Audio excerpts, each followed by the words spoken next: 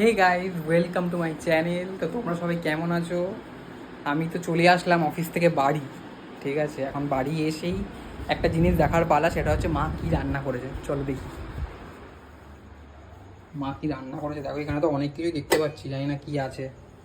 আগে এই কড়াইটা দেখি। চলো এই কড়াইতে কি আছে দেখি।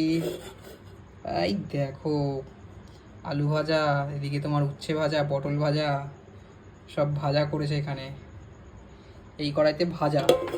এবার এই কড়াইতে দেখি কি আছে। চলো,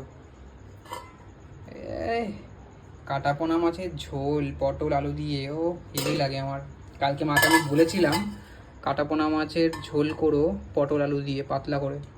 মা বেশ সুন্দর করেছে ঝোলটা, দেখেই টেস্টি লাগছে। আহা, এই দেখো হেভি লাগছে। এই দেখো বড় বড় পিস মাছ দিয়েছে মা। আমার মা সবসময় বড় বড় মাছ দিয়েই রান্না করে, আমি দেখেছি। কারণ আমারও বেশ কাটাপোনা মাছ বড় বড় সাইজের খেতেই ভালো লাগে।